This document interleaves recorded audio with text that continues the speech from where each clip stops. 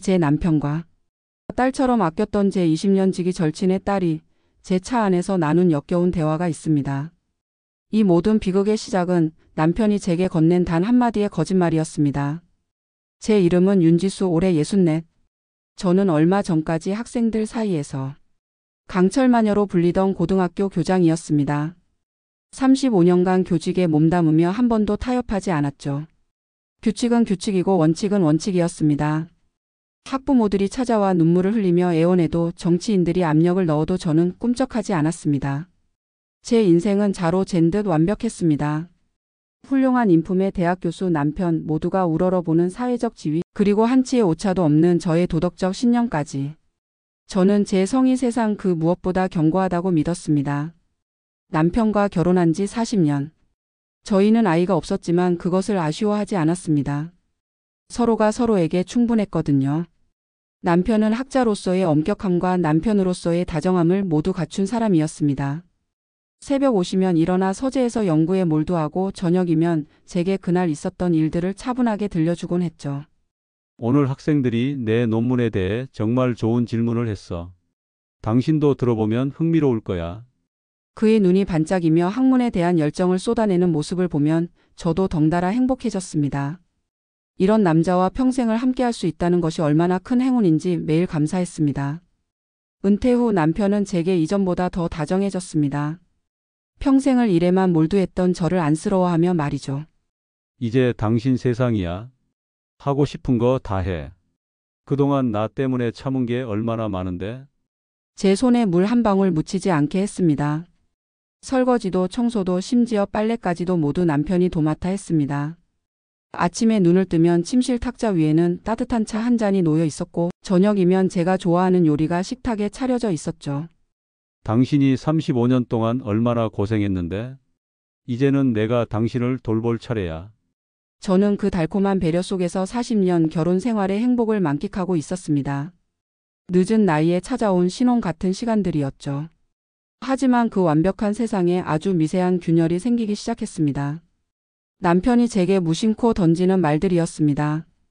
여보, 당신 요즘 약속 자꾸 깜빡깜빡하네. 나이가 드나 봐. 처음 그 말을 들었을 때 저는 깜짝 놀랐습니다. 제가 언제 약속을 깜빡했다는 걸까요? 저는 평생 약속 시간에 5분이라도 늦은 적이 없는 사람이었는데 말입니다. 무슨 약속 말이에요? 어제 오후에 미용실 가기로 했다고 했잖아. 그런데 집에 있길래 했지. 저는 기억을 더듬어 봤지만 그런 약속을 한 기억이 전혀 없었습니다. 하지만 남편이 거짓말을 할 리는 없었죠. 정말 내가 깜빡한 건가? 며칠 후에는 이런 일도 있었습니다. 내가 분명히 얘기했었는데. 당신 기억력이 예전 같지 않네. 무슨 얘기를 하신 거예요? 이번 주 토요일에 동창회 간다고 했잖아. 정장 준비해 달라고도 했고. 또다시 기억이 나지 않았습니다. 남편은 걱정스러운 표정으로 제 이마에 손을 올렸습니다. 여보, 괜찮아? 요즘 너무 피곤한 거 아니야? 처음엔 대수롭지 않게 넘겼습니다. 정말 나이가 들어서 그런가 보다 싶었죠. 하지만 그런 일이 반복되자 저 스스로를 의심하기 시작했습니다. 정말 내가 늙어서 기억력이 감퇴하는 걸까? 저는 밤에 잠들기 전 그날 있었던 일들을 되짚어보기 시작했습니다. 하지만 아무리 생각해도 남편이 말한 그런 대화들이 기억나지 않았습니다. 점점 불안해졌습니다. 그런 제 모습을 본 남편은 제 건강을 걱정하는 척 온갖 영양제를 챙겨주기 시작했습니다. 이거 뇌에 좋다던데? 기억력 개선에 도움된다고 해. 이건 신경 안정에 좋은 거야. 요즘 스트레스가 많은 것 같아서. 하루에 먹어야 할 영양제가 어느새 5알이 되었습니다. 저는 그 약들을 꼬박꼬박 받아 먹으며 남편의 지극한 사랑에 또 한 번 감동했습니다. 이렇게 나를 생각해주는 남편이 있다니. 정말 복받은 인생이야. 그 무렵 남편의 입에선 유독 한 사람의 이름이 자주 오르내렸습니다. 제 20년 지기 친구 오미선의 딸 김유라. 제가 교사 시절 가르쳤고 지금은 남편이 수제자로 있는 아이였습니다. 유라는 정말 똑똑하고 예쁜 아이였습니다. 고등학교 때부터 모든 과목에서 1등을 놓치지 않았고 서울대 국문과를 졸업한 후 남편의 대학원에 진학했죠. 저는 유라를 제 딸처럼 아꼈습니다. 유라가 논문 때문에 힘들어해서 오늘도 좀 늦을 것 같아. 당신 제자인데 내가 모른 척할 수 있나? 물론이죠. 유라는 우리가 더 잘 봐줘야 할 아이예요. 저는 아무 의심 없이 고개를 끄덕였습니다. 오히려 제 친구의 딸까지 살뜰히 챙기는 남편이 자랑스러웠습니다. 하지만 그날 밤 늦은 시간 남편의 서재에서 희미하게 들려온 낯선 여자의 웃음소리는 결코 제 헛것이 아니었습니다. 밤 11시가 넘은 시간이었는데 서재에서 깔깔거리며 웃는 젊은 여자의 목소리가 분명히 들렸습니다. 그 웃음소리는 제 완벽했던 성벽을 무너뜨리는 거대한 파열음의 시작이었습니다. 다음 날 아침 저는 남편에게 어젯밤의 웃음소리에 대해 물었습니다. 남편은 아침 식사를 준비하다가 제 말을 듣고 숟가락을 떨어뜨릴 뻔했습니다. 여보, 무슨 소리야? 그의 표정이 순간 굳어지는 것을 저는 놓치지 않았습니다. 하지만 곧 황당하다는 듯 저를 쳐다보며 고개를 저었습니다. 어젯밤엔 나 혼자 있었어. 논문 검토하느라 새벽 2시까지 깨어 있었는데 무슨 여자가 어디서 온다는 거야? 분명히 웃음소리가 들렸는데요. 젊은 여자 목소리였어요. 당신 요즘 잠을 설치더니 헛것을 들었나 보네. 아니면 TV 소리였을 수도 있고. 남편의 목소리에는 진심 어린 걱정이 묻어 있었습니다. 하지만 저는 확신했습니다. 분명히 여자의 웃음소리였다고. 그런데 남편이 이렇게 단호하게 부인하니 저도 헷갈리기 시작했습니다. 정말 내가 잘못 들은 걸까? 요즘 기억력도 자꾸 깜빡깜빡하는데. 그때 마침 친구 미선이에게서 전화가 왔습니다. 20년 지기 친구인 미선이는 제가 교장으로 있을 때부터 늘 저를 의지해왔던 사람이었습니다. 저는 미선이에게 고민을 털어놓았습니다. 미선아, 나 요즘 이상해. 기억력도 자꾸 깜빡하고 어젯밤엔 없는 소리까지 들었어. 수화기 너머로 미선이의 놀란 목소리가 들려왔습니다. 어머 지수야, 그게 무슨 소리야? 저는 최근 일어난 일들을 자세히 설명했습니다. 깜빡하는 약속들, 기억나지 않는 대화들, 그리고 어젯밤의 웃음소리까지. 미선이는 호들갑을 떨며 저를 걱정했습니다. 지수야, 너 그러다 큰일 나. 그거 초기 치매 증상일 수도 있어. 설마 미선아. 나 아직 64밖에 안 됐는데. 요즘 조기 치매도 흔하다더라. 내가 아는 병원 있는데 당장 가보자. 미루면 안 돼. 미선이의 절박한 목소리를 들으니 저도 덩달아 불안해졌습니다. 정말 제게 문제가 생긴 건 아닐까요? 그날 오후 미선이는 정말로 저를 데리고 신경과에 갔습니다. 의사는 제 이야기를 들어보더니 심각한 표정을 지었습니다. 환각과 기억력 장애가 함께 나타나는 건 좋지 않은 신호일 수 있습니다. 정밀 검사를 받아보시죠. 각종 검사를 받는 동안 저는 정말 무서웠습니다. 정말 치매인가? 이제 내 인생은 끝난 건가? 하지만 검사 결과는 정상이었습니다. 의사는 어리둥절해 했습니다. 이상하네요. 모든 수치가 정상인데 혹시 스트레스를 많이 받고 계신가요? 집으로 돌아가는 길 미선이는 계속 걱정스러워 했습니다. 지수야, 검사에서 이상이 없다고 해서 안심하면 안 돼. 초기에는 안 나오는 경우도 많다니까. 계속 지켜봐야 해. 남편과 가장 친한 친구가 동시에 저를 이상한 사람으로 몰아가자 저는 정말 제가 이상해진 것 같은 공포에 휩싸였습니다. 정말 나에게 문제가 생긴 걸까? 집에 돌아온 남편은 제 검사 결과를 들어보고는 안도의 한숨을 쉬었습니다. 다행이야. 그래도 앞으로 더 조심해야겠어. 영양제도 더 챙겨 먹고. 그날부터 남편은 제게 더욱 세심하게 신경을 써주었습니다. 제가 뭔가 헷갈려 할 때마다 다정하게 일깨워 주었고 영양제도 빼먹지 않게 챙겨 주었습니다. 여보, 오늘 약 먹었어? 아직은. 자, 여기. 물도 준비해 뒀어. 저는 남편의 배려가 고마우면서도 한편으로는 서글펐습니다. 이렇게 간병받는 신세가 될 줄은 꿈에도 몰랐거든요. 그런데 이상한 일이 계속 일어났습니다. 제가 분명히 냉장고에 넣어둔 반찬이 사라져 있다거나 제가 입던 옷이 다른 곳에서 발견되는 일이 반복되었습니다. 여보, 내가 어제 산 토마토 어디 갔죠? 토마토? 언제 사셨어요? 분명히 샀는데. 당신 또 기억이 안 나는구나. 괜찮아, 내가 다시 사올게. 이런 일이 반복되자 저는 정말 제 정신을 의심하기 시작했습니다. 미선이도 자주 전화해서 안부를 물었지만 그럴 때마다 저는 더욱 위축되었습니다. 지수야, 상태가 어때? 병원에서 준 약은 잘 먹고 있어? 응, 남편이 잘 챙겨줘서. 다행이다. 그래도 계속 조심해야 해. 혹시 모르니까. 제가 믿고 의지할 사람은 남편과 친구뿐인데 그들이 모두 제게 문제가 있다고 하니 저도 어쩔 수 없이 그렇게 믿게 되었습니다. 하지만 마음 한편으로는 계속 의문이 들었습니다. 정말 내가 그런 말들을 했을까? 정말 그런 약속들을 했을까? 아무리 생각해도 기억이 나지 않았습니다. 그러던 어느 날 밤 저는 화장실에 가려고 일어났다가 남편이 서재에서 새어나오는 불빛을 보았습니다. 시계를 보니 밤 12시가 넘은 시간이었습니다. 이 늦은 시간에 뭘 하고 있는 걸까? 저는 살짝 문틈으로 서재를 들여다보았습니다. 남편이 책상에 앉아 뭔가를 열심히 적고 있었는데 그의 표정이 평소와 달랐습니다. 냉정하고 계산적인 표정이었죠. 그때 남편의 휴대폰이 진동했습니다. 남편은 전화를 받으며 낮은 목소리로 말했습니다. 응, 잘 되고 있어. 완벽하게 속고 있어. 저는 깜짝 놀라 문에서 살짝 물러섰습니다. 누구와 통화하는 걸까요? 그리고 무엇을 완벽하게 속이고 있다는 걸까요? 계획대로만 되면 문제 없어. 아무도 의심하지 않고 있어. 제 심장이 쿵쾅거리기 시작했습니다. 혹시 저에 대한 이야기인 걸까요? 하지만 곧 제 자신을 타일렀습니다. 또 이상한 생각하고 있네. 연구 관련 이야기일 거야. 하지만 그날 밤 저는 좀처럼 잠들 수 없었습니다. 그러던 어느 날 결정적인 사건이 터졌습니다. 남편의 차를 운전할 일이 있었는데 평소 제가 운전을 잘 안 해서 차량 점검을 하고 있었습니다. 시동을 켜고 의자를 조절하려는데 조수석 의자 밑에서 반짝이는 것을 발견했습니다.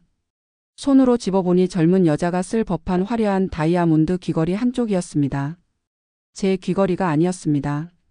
저는 평생 이렇게 화려한 장신구를 착용해 본 적이 없었거든요. 심장이 쿵 하고 내려앉았습니다. 이게 뭐지? 왜 우리 차에 다른 여자의 귀걸이가? 손이 떨렸습니다. 혹시 제가 생각하는 그런 일은 아니겠죠? 남편은 그런 사람이 아닙니다. 40년을 함께 살면서 단 한 번도 의심해 본 적이 없는 사람인데요. 하지만 귀걸이는 분명히 존재했습니다. 제 손 안에서 반짝이고 있었습니다. 그날 저녁 저는 떨리는 손으로 남편에게 귀걸이를 내밀었습니다. 남편은 거실에서 TV를 보고 있었는데 귀걸이를 보자마자 그 순간 그의 눈이 아주 미세하게 흔들리는 것을 저는 놓치지 않았습니다. 0.5초도 안 되는 짧은 순간이었지만 분명히 당황하는 기색이 보였습니다. 하지만 그는 이내 태연한 표정으로 웃으며 말했습니다. 아, 이거. 유라 거네? 유라거라고요? 응, 어제 논문 자료 옮기다가 차에 뭘 잔뜩 쏟아서 말이야. 그거 닦아주다가 빠졌나 보네. 유라가 하도 칠칠 맞아서. 너무나 완벽하고 자연스러운 설명이었습니다. 하지만 제 마음 한구석에서는 여전히 의심의 불씨가 꺼지지 않았습니다. 바로 그때 거짓말처럼 미선이에게서 전화가 걸려왔습니다. 남편은 스피커폰으로 전화를 받았습니다. 미선아. 마침 잘 됐다. 왜? 무슨 일 있어? 너네 유라가 우리 차에 귀걸이 한쪽 빠뜨리고 갔네. 내가 잘 보관했다 전해줄게. 수화기 너머로 미선이의 밝은 목소리가 들려왔습니다. 어머, 그랬어? 걔가 하도 칠칠 맞아서. 엄마가 사준 비싼 건데 잃어버렸다고 하면 혼낼 뻔했네. 고마워, 박서방. 괜찮아. 가족 같은 사이인데 뭘? 유라가 정말 고마워할 거야. 요즘 논문 때문에 스트레스 받는데 교수님이 이렇게 챙겨주시니까 든든하다고 늘 말해. 전화를 끊고 나서 남편은 저를 보며 웃었습니다. 봐, 내 말이 맞지? 유라 엄마도 그 아이가 칠칠 맞다고 하잖아. 완벽한 알리바이였습니다. 너무나 완벽해서 오히려 더 의심스러울 정도로. 두 사람이 제 눈앞에서 완벽한 알리바이를 만들어내는 그 순간 저는 깨달았습니다. 이건 실수가 아니었습니다. 이건 우연이 아니었습니다. 타이밍이 너무 완벽했습니다. 제가 귀걸이를 발견하고 남편에게 보여주는 그 순간에 마치 기다리고 있었다는 듯이 미선이의 전화가 걸려온 것 말입니다. 그들은 나를 속이고 있는 것이 아니라 나를 완벽하게 조롱하고 있었습니다. 남편과 내 가장 친한 친구가 한편이 되어 나를 정신병자로 몰아가고 있다는 끔찍한 확신이 바로 그때 제 온몸을 관통했습니다. 그날 밤 저는 잠들지 못하고 천장만 바라봤습니다. 남편은 제 옆에서 평화롭게 잠들어 있었지만 저는 그의 규칙적인 숨소리가 무섭게 느껴졌습니다. 정말 이 모든 게 연기였나? 40년 동안의 사랑이 모두 거짓이었나? 하지만 또 한편으로는 제 자신을 의심했습니다. 혹시 제가 너무 예민하게 반응하는 건 아닐까요? 요즘 기억력에 문제가 있다고 하니까 괜한 피해망상을 하는 건 아닐까요? 그날 이후 저는 겉으로는 평소와 같이 행동했지만 밤에는 잠을 자는 대신 남편의 서재와 옷, 가방을 샅샅이 뒤지기 시작했습니다. 하지만 그들은 너무나 치밀했습니다. 어떤 증거도 찾을 수 없었습니다. 수상한 편지도 이상한 영수증도 의심스러운 메모도 아무것도 없었습니다. 남편의 휴대폰에는 잠금이 걸려 있었고 컴퓨터에도 비밀번호가 설정되어 있었습니다. 평소에는 대수롭지 않게 여겼던 것들이 이제는 모두 의심스러워 보였습니다. 정말 내가 미친 걸까? 이런 생각을 하는 게 정상적인 걸까? 포기하려던 순간 제 머릿속에 번개처럼 스치는 것이 있었습니다. 바로 자동차 블랙박스. 요즘 차에는 모두 블랙박스가 달려 있습니다. 남편의 차에도 당연히 있을 것입니다. 만약 정말 유라가 차에서 귀걸이를 떨어뜨린 거라면 블랙박스에 기록이 남아 있을 겁니다. 다음 날 저는 주차 문제라는 핑계를 대고 메모리 카드를 확보했습니다. 여보, 주차할 때 뒤에 뭐가 있는지 잘 안 보여서. 블랙박스 영상 좀 확인해 볼게요. 그래? 내가 해줄까? 아니에요. 제가 할 수 있어요. 남편은 별 관심 없다는 듯 고개를 끄덕였습니다. 그날 오후 남편이 학교에 간 사이 저는 떨리는 손으로 노트북에 메모리 카드를 꽂았습니다. 최근 날짜의 파일들이 쭉 나열되어 있었습니다. 저는 유라가 왔다는 어제 날짜의 파일을 클릭했습니다. 처음에는 별다른 것이 없었습니다. 남편이 혼자 차에 타는 모습, 대학교 주차장에 주차하는 모습들이 평범하게 기록되어 있었습니다. 하지만 오후 3시경의 영상에서 저는 숨이 막혔습니다. 차 안에 남편과 유라가 함께 있었습니다. 그것만으로도 놀랐지만 더 충격적인 것은 그들의 행동이었습니다. 두 사람은 차 안에서 입을 맞추고 서로를 애무하고 있었습니다. 제 눈을 믿을 수 없었습니다. 피가 거꾸로 솟았습니다. 하지만 더 끔찍한 것은 그 다음이었습니다. 화면 속에서 두 사람의 행위가 끝난 후 그들은 담담하게 대화를 나누기 시작했습니다. 남편이 저에게 줬던 그 기억력 감퇴 영양제라고 믿었던 약통이 화면에 보였습니다. 유라가 약통을 들고 웃으며 말했습니다. 이 약 효과 확실한 거지? 윤지수. 요즘 진짜로 자기가 치매인 줄 알더라. 남편도 비웃듯 대답했습니다. 걱정 마, 유라야. 그 약 정말 대단해. 기억력 혼란이랑 환청까지 유발한다니. 우리 엄마가 아는 의사한테서 받아온 신경안정제거든. 계속 먹으면 기억력 감퇴랑 환청 증상까지 온대. 나중에 법원에 심신미약 상태라고 증거로 내면 재산 분할이고. 뭐고 우리가 다 가져오는 거야. 남편은 유라의 손을 잡으며 말했습니다. 역시 우리 유라, 머리 좋아. 그 지긋지긋한 교장한테서 벗어날 날도 얼마 안 남았네. 오빠도 40년 동안 참 고생 많았어. 그런 딱딱한 여자랑 살면서. 이제 곧 끝이야. 유라랑 새 출발할 수 있어. 저는 화면을 보면서 온몸이 얼어붙었습니다. 비명조차 지를 수 없었습니다. 그들이 제게 먹인 것은 영양제가 아니었습니다. 저를 서서히 미치게 만들어 제 모든 것을 빼앗기 위한 독약이었습니다.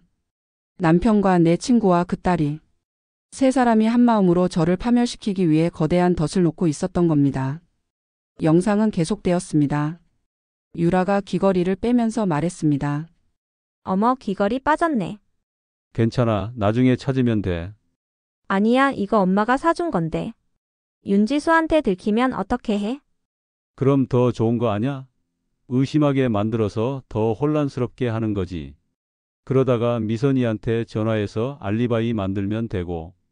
오빠 정말 치밀해. 그럼 일부러 여기 놔둘까? 그래, 좋은 생각이야. 두 사람이 제 눈앞에서 완벽한 계획을 세우는 모습을 보면서 저는 정말 소름이 돋았습니다. 귀걸이 하나조차도 우연이 아니었던 겁니다. 모든 것이 저를 무너뜨리기 위한 치밀한 계획이었습니다. 40년의 사랑, 20년의 우정. 그 모든 것이 재산 앞에서 얼마나 허망하게 부서지는지 저는 뼈저리게 깨달았습니다.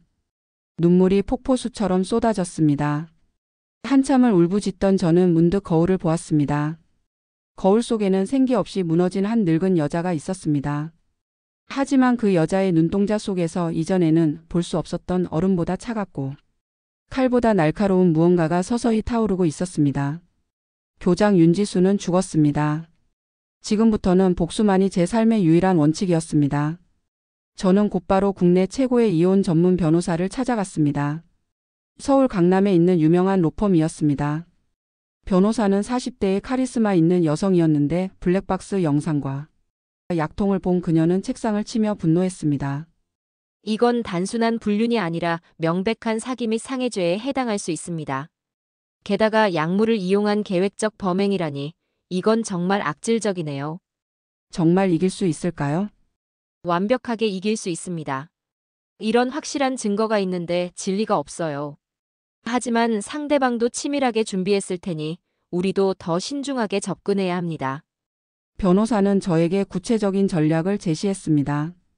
우선 더 많은 증거를 확보해야 합니다. 그리고 상대방이 눈치채지 못하게 재산을 보전하는 조치를 취해야 해요. 그날 이후 저는 제 인생을 건 마지막 프로젝트를 설계하기 시작했습니다. 변호사의 조언에 따라 법원에 남편의 모든 재산을 동결시키는 사전처분 신청을 몰래 접수했습니다. 우리 집과 남편 명의의 모든 부동산, 은행 계좌, 심지어 퇴직금까지 모든 것을 법적으로 묶어버렸습니다. 남편은 아직 이 사실을 모르고 있었습니다. 그리고 그들의 범죄 증거를 더 확실하게 잡기 위해 저는 위험한 연극을 시작했습니다. 일부러 그들이 준 약을 먹고 기억이 오락가락하는 연기를 했습니다. 여보, 내가 어제 저녁에 뭘 먹었는지 기억이 안 나. 남편의 눈에서 안도의 빛이 스쳤습니다. 괜찮아 여보. 내가 차려준 된장찌개였어. 정말? 기억이 안 나네. 많이 피곤한가 봐. 약 좀 더 챙겨 먹어. 또 다른 날에는 유라에게 이렇게 말했습니다. 유라야, 네가 어제 우리 집에 왔었니? 유라는 남편과 눈빛을 주고받더니 연기하듯 대답했습니다. 아니요, 어머니. 어제는 도서관에 있었어요. 혹시 다른 날과 헷갈리신 건 아닐까요? 제 연기에 남편과 유라 그리고 친구 미선이는 완벽하게 속아 넘어갔습니다. 그들은 제 앞에서 더욱더 대담해졌습니다. 제 집 거실에 유라를 데려와 애정행각을 벌였고 제 앞에서 제 재산을 어떻게 나눌지 의논했습니다. 오빠 명의로 된 건 당연히 우리가 가져가고 윤지수 명의로 된 것도 심신미약. 진단서만 있으면 문제 없을 거야. 그래, 의사도 우리 편이니까 걱정 없어. 이 집도 팔면 꽤 될 텐데. 강남 아파트로 바꿔서 살자. 그 모든 순간은 제가 집안 곳곳에 설치해둔 소형 녹음기와 카메라에 고스란히 기록되고 있었습니다. 변호사가 추천해준 전문 업체에서 설치한 것들이었습니다. 저는 매일 밤 그들의 대화를 들으며 증오심을 불태웠습니다. 그러던 중 저는 남편의 서재에서 그들의 최종 목표가 담긴 서류를 발견했습니다. 남편이 깜빡하고 책상 위에 놔둔 것 같았습니다. 그것은 제가 사는 이 집과 제 명의의 모든 부동산을 처분하고 그 돈을 해외의 한 페이퍼 컴퍼니로 송금하는 구체적인 계획서였습니다. 심지어 해외 도피 경로까지 상세하게 적혀 있었습니다. 태국 방콕으로 가서 새로운 신분으로 살겠다는 계획이었습니다. 남편과 유라 그리고 미선이까지 모두 함께 떠날 예정이었습니다. 그리고 그 계획의 실행일은 바로 한 달 뒤에 열리는 대한민국 인문학회 대상 시상식 바로 다음 날이었습니다. 남편은 평생의 수건인 대상을 수상한 직후 저를 정신병원에 강제 입원시키고 모든 것을 챙겨 떠날 계획이었던 겁니다. 계획서에는 이런 내용도 있었습니다. 윤지수 강제 입원 절차 심신미약 진단서 3부 가족동의서 남편 응급입원 신청서 협조의사 김모 정신과 전문의. 저는 서류를 든 채 차갑게 웃었습니다. 시상식이라. 아주 좋은 무대가 되겠구나. 저는 그들이 계획한 바로 그날 그들의 가장 빛나는 순간을 가장 참혹한 지옥으로 만들어주기로 결심했습니다. 변호사와 함께 치밀한 계획을 세웠습니다. 시상식장에는 언론사 기자들과 방송국 카메라가 몰려올 예정이었습니다. 남편의 수상 소식은 이미 학계에 큰 화제였거든요. 그 자리에서 폭로하시겠다고요? 위험하지 않을까요? 위험해도 상관없어요. 어차피 제가 잃을 건 이미 다 잃었어요. 이제는 그들이 무너지는 모습을 보는 것만 남았어요. 변호사는 걱정스러운 표정을 지었지만 결국 제 결심을 존중해 주었습니다. 그럼 만약을 대비해서 법적 절차도 동시에 진행하겠습니다. 시상식이 끝나는 즉시 고발장을 접수하고 언론에도 관련 자료를 배포하겠어요. 저는 시상식 일주일 전부터 본격적인 준비를 시작했습니다. 그들이 제게 먹인 약의 성분 분석 결과서, 블랙박스 영상의 정밀 분석본, 지방 곳곳에서 녹음된 대화들의 전사본까지 모든 증거를 정리했습니다. 특히 미선이가 직접 저에게 건넨 약에 대한 추적 결과가 충격적이었습니다. 그 약은 치매나 정신질환 환자들에게 사용하는 강력한 신경안정제였는데 정상인이 장기 복용하면 실제로 기억력 장애와 환청을 유발할 수 있는 위험한 약물이었습니다. 미선이가 아는 의사라는 사람도 추적해봤더니 과거에 의료사고로 면허 정지 처분을 받은 적이 있는 문제가 많은 인물이었습니다. 돈만 주면 무엇이든 해주는 그런 사람이었죠. 저는 모든 증거를 USB에 담고 여러 부의 복사본도 만들었습니다. 혹시 모를 상황에 대비해서 말입니다. 시상식 3일 전 남편은 들뜬 목소리로 말했습니다. 여보, 드디어 대상을 받게 됐어. 40년 학자 생활의 결실이야. 축하해요, 여보. 정말 자랑스러워요. 겉으로는 축하하는 척했지만 속으로는 이를 갈고 있었습니다. 너의 영광의 순간이 바로 너의 몰락의 시작이 될 거야. 시상식에 같이 가줄 거지? 물론이에요. 남편의 가장 중요한 순간인데요.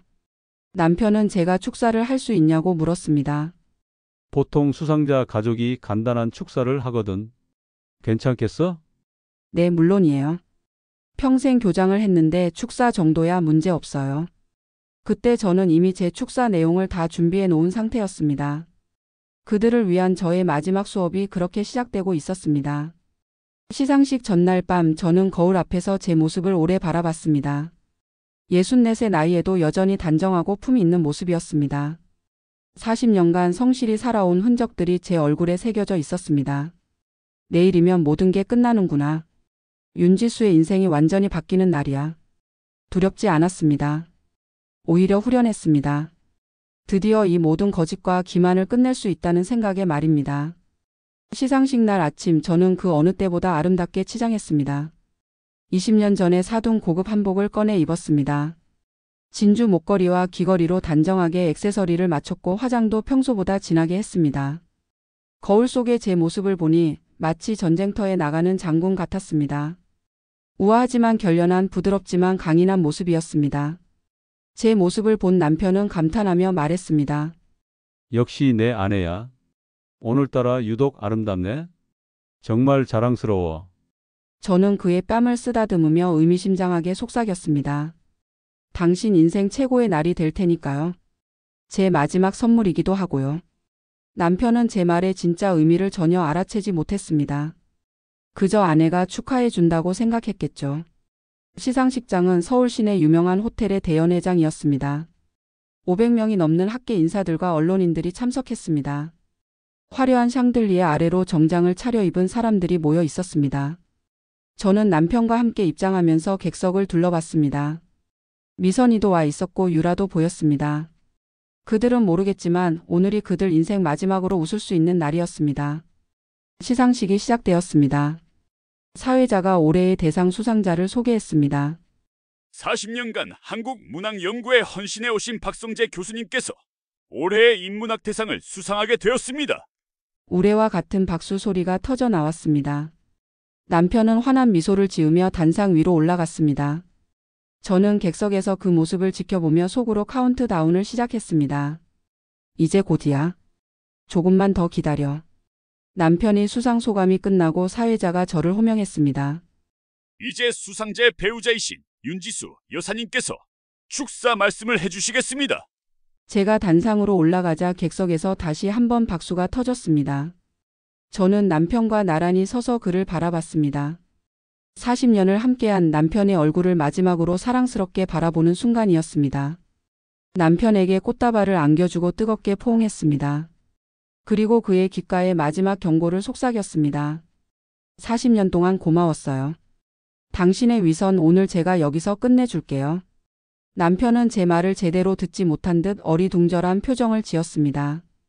저는 미소를 지으며 그를 단상 한쪽으로 밀어냈고 마이크를 잡았습니다. 연회장이 조용해졌습니다. 500명의 시선이 저에게 집중되었습니다. 저는 심호흡을 한번 하고 말을 시작했습니다. 안녕하세요. 오늘 대상을 수상한 박성재 교수의 아내 윤지수입니다. 우렁찬 박수 소리가 들려왔습니다. 저는 오늘 여러분께 특별한 선물을 준비해 왔습니다. 객석의 사람들이 호기심 어린 표정으로 저를 바라봤습니다. 제 남편이 얼마나 훌륭한 인격자인지 그리고 제 20년 지기 친구가 얼마나 의리 있는 사람인지 보여드리는 생생한 증거 말입니다. 저는 미리 준비해둔 휴대폰을 꺼내 블루투스 스피커에 연결했습니다. 연회장의 모든 스피커와 연결되어 있었습니다. 남편의 얼굴이 순간 굳어졌습니다. 뭔가 이상하다는 것을 감지한 것 같았습니다. 객석의 미선이와 유라도 불안한 표정을 짓기 시작했습니다.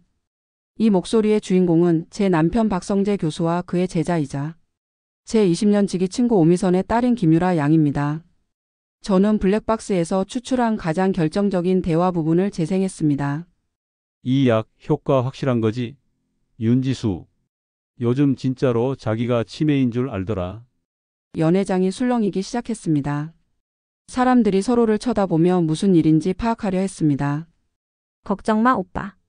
우리 엄마가 아는 의사한테서 받아온 신경안정제야. 계속 먹으면 기억력 감퇴랑 환청 증상까지 온대. 이제 연회장은 완전히 조용해졌습니다. 모든 사람이 숨죽이며 스피커에서 나오는 소리에 집중했습니다. 나중에 법원에 심신미약 상태라고 증거로 내면 재산 분할이고 뭐고 우리가 다 가져오는 거야. 역시 우리 유라 머리 좋아. 그 지긋지긋한 교장한테서 벗어날 날도 얼마 안 남았네. 연회장은 아수라장이 되었습니다. 사람들이 웅성거리기 시작했고 기자들은 카메라 셔터를 연신 눌러댔습니다. 방송 카메라들도 모두 저에게로 향했습니다. 남편은 사색이 되어 마이크를 빼앗으려 했지만 저는 한 발 물러서며 계속했습니다. 잠깐만요. 아직 끝나지 않았습니다. 저는 객석을 둘러보며 미선이를 찾았습니다. 그녀는 뒷자리에 숨어 있으려 했지만 저는 정확히 그녀를 찾아내 손가락으로 가리켰습니다. 그리고 미선아. 여기 내가 내 딸의 미래를 위해 내게 직접 먹이라고 건넸던 신경안정제에 대한 의사 소견서도 있단다. 저는 준비해온 서류 뭉치를 단상 위로 던졌습니다. 종이들이 바람에 날려 객석으로 흩어졌습니다.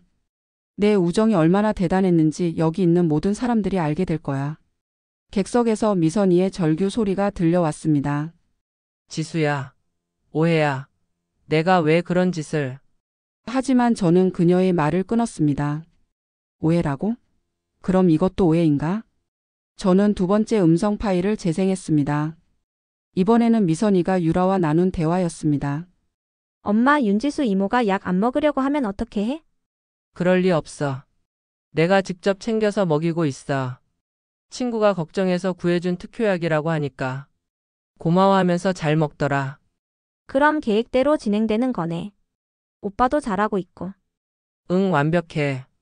곧 우리 인생이 바뀔 거야. 이번에는 정말로 객석이 폭발했습니다.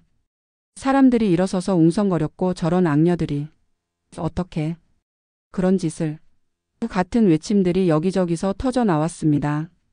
카메라 플래시가 연신 터졌고 기자들이 앞다투어 질문을 외쳤습니다.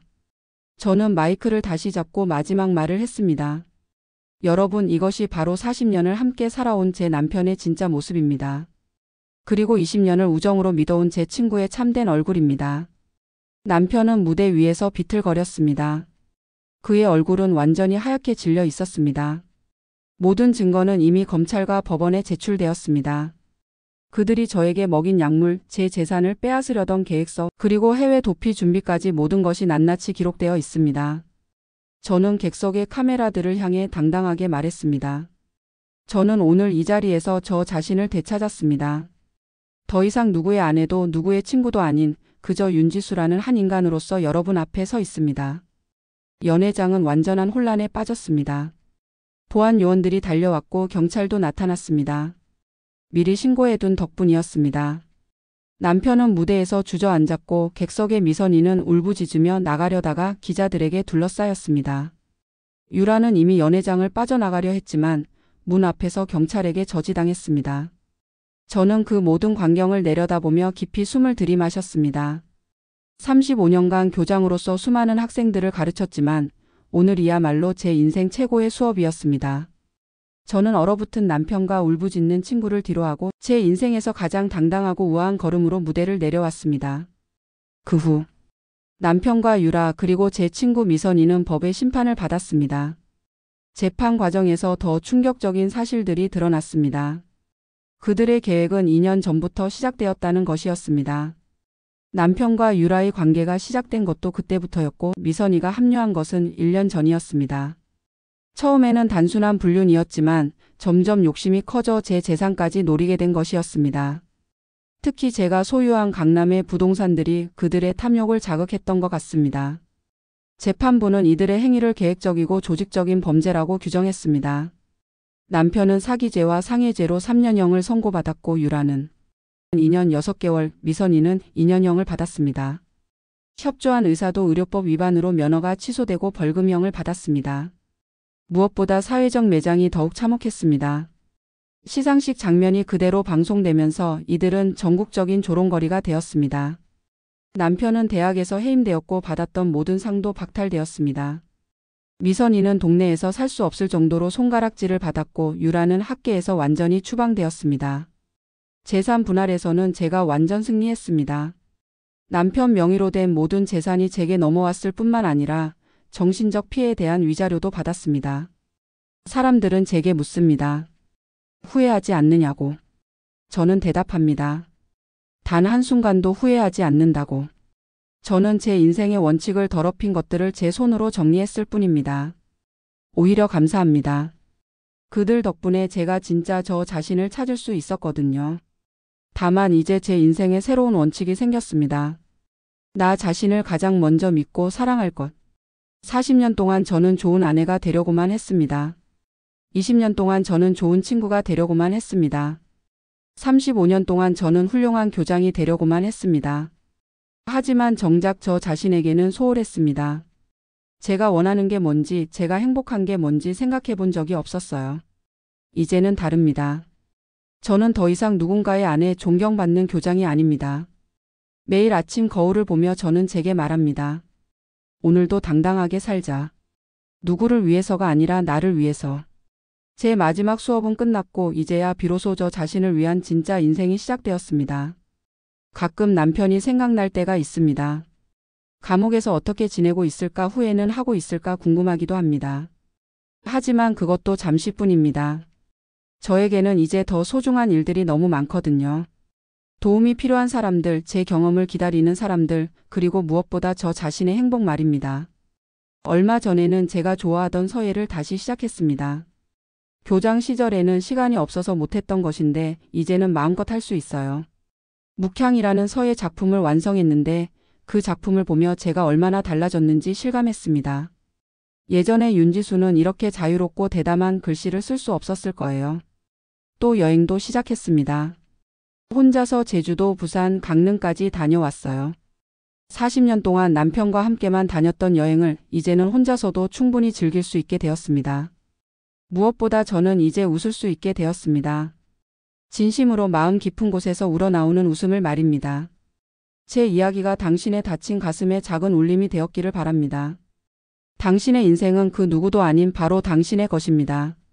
나이가 들었다고 포기하지 마세요. 늦었다고 체념하지 마세요. 저도 64세 나이에 완전히 새로운 인생을 시작했습니다. 당신도 할 수 있습니다. 당신의 인생의 주인공은 바로 당신이니까요. 끝까지 들어주셔서 진심으로 감사하고 이런 이야기가 더 궁금하시다면 구독과 좋아요 눌러주세요. 여러분의 관심이 저에게는 큰 힘이 됩니다. 감사합니다.